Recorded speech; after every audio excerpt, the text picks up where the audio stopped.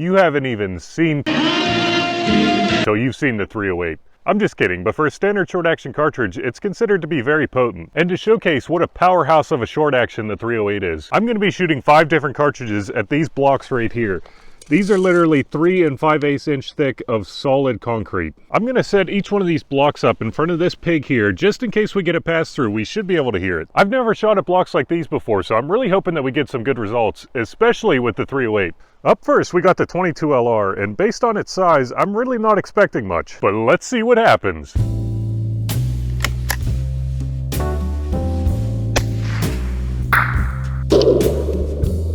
Well, that's pretty much what I expected right there. Barely even a crater, as you could see. Now, how's about we step it up just a tiny bit? And by a tiny bit, I mean the 9mm. It's not too much longer than the 22, but it does put out quite a bit more energy.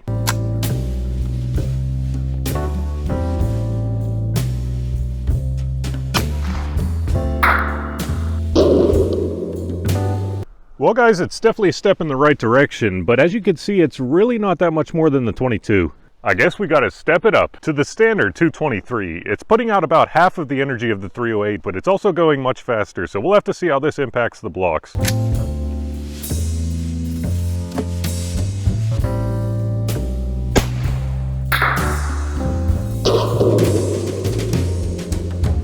Now that is some better performance right there. Look at how deep it went in there.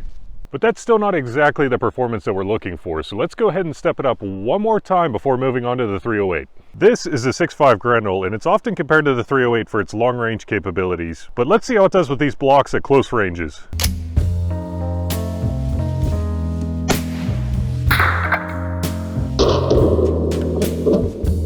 Now that is exactly what I'm talking about. That is some great performance right there. It literally split the freaking block into a bunch of different pieces. Let me see if I can get this together. Well, I got it back together, plus all the extra pieces that are back there. I can't wait to see what the 308 does. I think I found a portion of the bullet right here. Look at that, it got shredded. And now, the moment we've all been waiting for, the 308.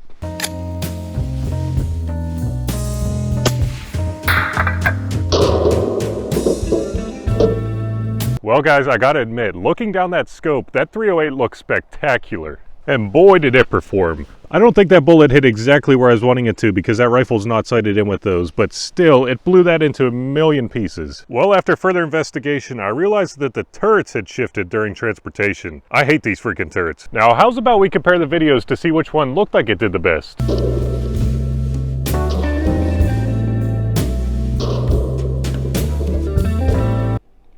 Whoa. I'll be completely honest, that 6.5 Grendel was way closer than I thought it would be, at least in slow motion. At regular speed, it's pretty evident that the 308 was definitely the winner. And one thing that we definitely have to keep in mind is that the 6.5 Grendel was using a 20-inch barrel instead of the 16-inch barrel that the 308 was using, so it definitely had the edge there. Anyways, if you're on the quest for especially in a semi-auto, the 308 might just be what you need.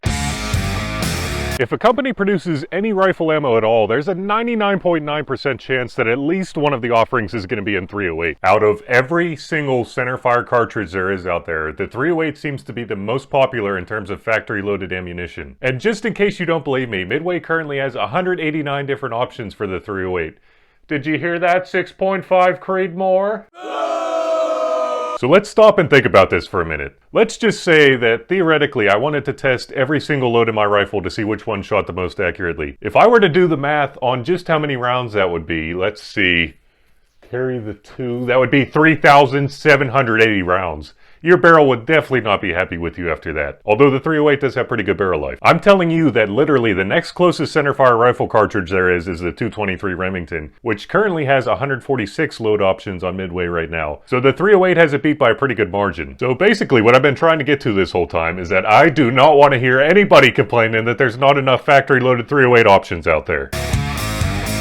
But what if I'm not a fan of factory ammo? Are there many options when it comes to reloading? Actually, in my opinion, if you want to get into reloading, the 308 is probably the best rifle round that you can get into, and let me explain to you why. So on the Hodgdon website, which is a great place to find free reloading data, they currently have 530 different load recipes listed for the 308. 530 different load recipes. That is nuts. And let's just say that theoretically I wanted to shoot 20 rounds of each of these different load recipes. How many rounds would that be?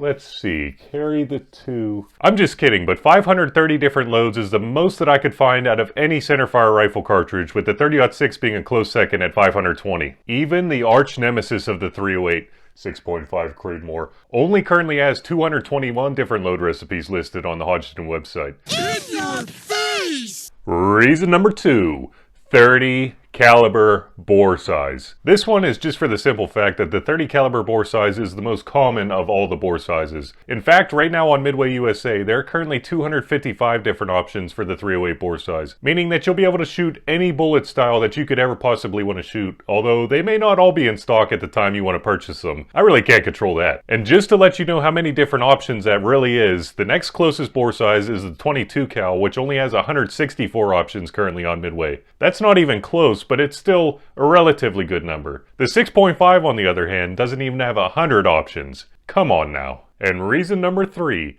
Now, I'm not saying that this is the case with every single rifle out there, but at least in my experience, the 308 is a really easy cartridge to reload accurately. Now, a lot of this is going to have to do with the powder and bullet choice along with seating depth, but in my experience, there's really not that much that the 308 won't shoot accurately.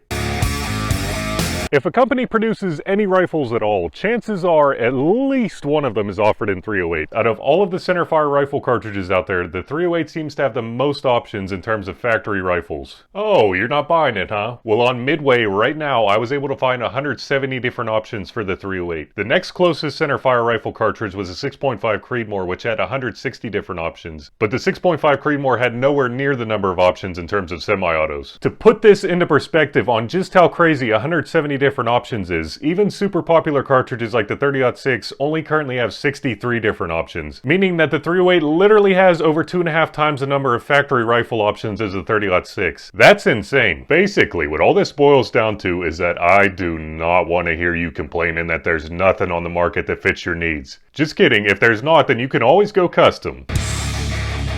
Just in case you weren't aware, the 308 is a terrible option if you want to shoot heavy bullets. In fact, if you're planning on shooting anything over 180 grains, I would probably look into at least a 30-06, if not a 300 Win Mag. How's about we just take a look at some numbers to back up this claim? So the absolute fastest load that I could find with a 208 grain bullet fired out of the 308 was 2450 feet a second. The 30-06 on the other hand is doing about 2650 feet a second, which is definitely getting out there. But if we move it all the way up to the 300 Win Mag, it's doing about 2950 feet a second, which is literally 500 feet a second faster than the 308. That is nuts. Anyways, all this to say, don't buy a 308 if you're planning on shooting heavy bullets. Or do. You can do whatever you want.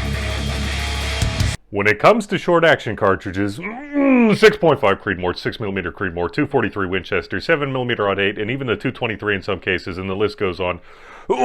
Oh, sorry guys. I guess that was a pretty bad cough there. I must have swallowed wrong. But anyways, when it comes to long range, the 308 kind of sucks. Actually, looking over the numbers again, it really sucks. Real quick, before we start getting into the numbers, these are going to be the loads that I reference for this data. So if we start looking at the muzzle energy of each of these cartridges, the 308 is definitely on top with 2,822 foot-pounds. But not by much. The 7.8 is actually only down by a single foot-pounds. The 6.5 Creedmoor, on the other hand, is at 2,380 foot-pounds, and the 6mm Creedmoor 243 is at 2,231 foot-pounds. So with a drop at 1,000 yards, the 308 dropped 306 inches, the 7.8 dropped 259 inches, the 6.5 Creedmoor dropped 278 inches, and the 6mm Creedmoor 243 only dropped 235 inches, meaning that the 6mm Creedmoor 243 has 6 feet less drop than the 308. That's pretty nuts. When we start looking at the energy numbers at this range, the 308's only putting out 832 foot-pounds, whereas the 7.8 is still putting out the most energy at 1,118 foot-pounds. The 6.5 Creedmoor is slowly catching up at 967 foot-pounds, and the 6mm Creedmoor 243 is at 713 foot-pounds. You know what? That's it. I'm finally done dealing with the 308 ballistics, and I think I'm just going to switch over to the 7mm Odd 8.